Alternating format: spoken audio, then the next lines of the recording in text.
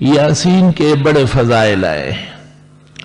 امام احمد نے مسند میں اور امام طبرانی نے معجم میں اور بیہقی نے سنن کبریٰ میں حدیث نقل کی ہے، لِكُلِّ شَيْءٍ قَلْبٌ وَقَلْبُ الْقُرْآنِ یاسین۔ ہر چیز کا دل ہے اور قرآن کا دل سورہ یاسین ہے۔ امام غزالی رحمہ اللہ نے جواہر القرآن میں اس کی وجہ بیان کی ہے کہ اسلام کے عقائد کی بنیاد 3 چیزوں پر ہے: اللہ کی توحید، پیغمبر کی رسالت اور آخرت کا وقوع آخرت تیسرا حصہ ہے، اور وہ دل کی حیثیت رکھتا ہے، اور وہ مکمل اس صورت کے اندر بیان ہوا ہے۔ امام رازی نے اس کو قبول کر کے اس پر ایک قسم کا اعتراض بھی وارد کیا ہے، اس کے جوابات آلوسی نے دیے ہیں، اور اخیر میں لکھا کہ فلا وجہ لما اعترض علیہ الفخر، بس کوئی بنیاد نہیں ہے اس اعتراض کی جو فخر الدین نے غزالی پر عائد کی ہے۔ علماء نے عجیب بات لکھی ہے کہ جیسے انسان کا دل اس کی لمبائی کے اعتبار سے اور اوپر سے نیچے کے اعتبار سے ایک خاص محل میں واقع ہے، قرآن کریم فاتحہ سے والناس تک دیکھا جائے تو یاسین اس جگہ واقع ہے جس جگہ سینے میں ہمارا دل واقع ہے۔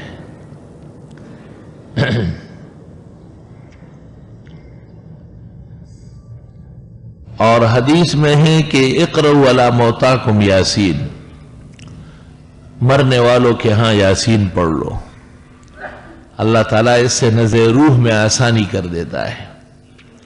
تفسیر زاہدی میں لکھا ہے کہ ملک الموت جب کسی کی روح قبض کرنے آ جاتا ہے اور وہاں سورہ یاسین پڑھی گئی ہو تو واپس جا کے بارگاہ الہی میں عرض کرتا ہے کہ میں اس کی روح کیسے قبض کر لوں، وہ سورہ یاسین پڑھ چکا ہے۔ وہ سورۃ یاسین کے ایک ایک حرف پر اتنے فرشتے نازل ہو کے وہاں موجود ہے، تو اللہ تعالیٰ جنت کا فرشتہ رضوان کو بھیج دیتا ہے، اور وہ اس شخص کو آ کے جنت کے ایک ایک درجے اور نعمت کی خوشخبری دے دیتا ہے کہ جنت بالکل منتظر ہے اور دیر ہو رہی ہے، تو یوں وہ خوش ہو کر کے روح دے دیتا ہے۔ سورۃ یاسین ہر مشکل کے حل کا علاج ہے، اور اس میں 3-4 روایتیں، ایک روایت میں ہے کہ ایک دفعہ یاسین پڑھنا 2 قرآن کے برابر ہے، دوسری روایت میں ہے کہ جو فجر کے بعد یاسین پڑھ لے 10 قرآن کے برابر ہے، اور تیسری روایت میں ہے کہ ایک دفعہ سورہ یاسین کی تلاوت 25 دفعہ قرآن کریم پڑھنے کے برابر ہے۔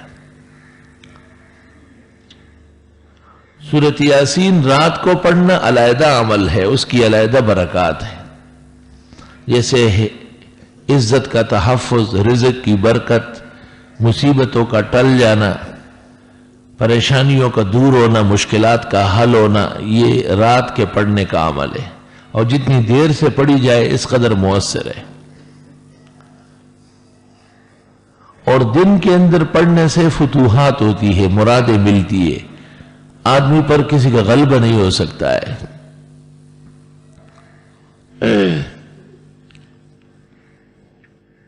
مسلمان کے 3 اعمال ایسے ہیں کہ اگر ان کا اہتمام کر لے تو چوتھے عمل کی ضرورت نہیں ہے۔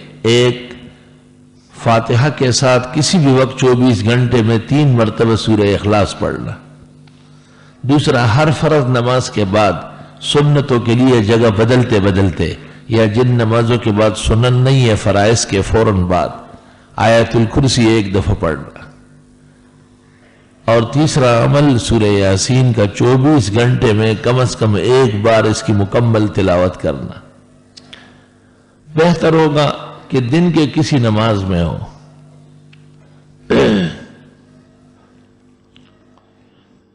اس پر کلام ہے کہ یاسین کیا چیز ہے، تو 2 قول مشہور ہے، ایک یہ کہ اسم من اسماء اللہ اور سر من الاسرار، اس معنی میں جس طرح الف لام میم و الف لام را ہے اس طرح یاسین ہے۔ اور دوسرا قول یہ ہے کہ طٰہٰ اور یاسین حضرت صلی اللہ علیہ وسلم کے اوصاف جمیلہ ہے، جیسے مزمل اور مدثر ہے. خدے پتواہا او پیاسین کے ستا صفت کڑے دے پا مزمل و مدثر کے پا دگرانا نبی. ابن الجوزی نے تحفۃ المودود باحکام المولود میں لکھا ہے کہ یاسین نام نہ رکھا جائے کیونکہ معنی نامعلوم ہے، لیکن بہت سارے علماء نے ابن الجوزی کی گرفت کی ہے اور کہا کہ نہیں، یہ نام سلف و خلف میں رائج رہا ہے.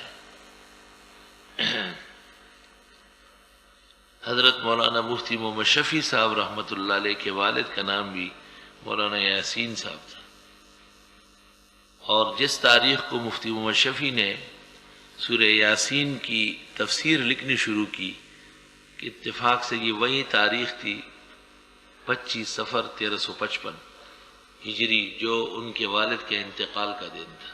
انتظار کر کے اسی تاریخ کو لکھنا شروع کیا ہو، اور حاشیے پہ لوگوں سے درخواست کی ہے کہ ان کی مغفرت کے لیے دعا کریں، اور جو یاسین زندہ گھوم رہا ہے ان کی صحت اور نارینہ اولاد کے لیے دعا کریں.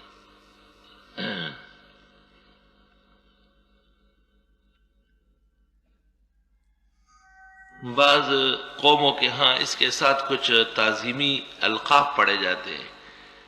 یاسین پہ ڈیر عزت، یاسین یاسین پہ حرمت، یہ بالکل غلط اور بے بنیاد اور تحریف فی الدین ہے.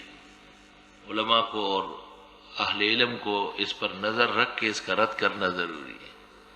منصوص کے ساتھ کوئی اپنی طرف سے الفاظ بڑھا سکتا ہے، عجمہ کے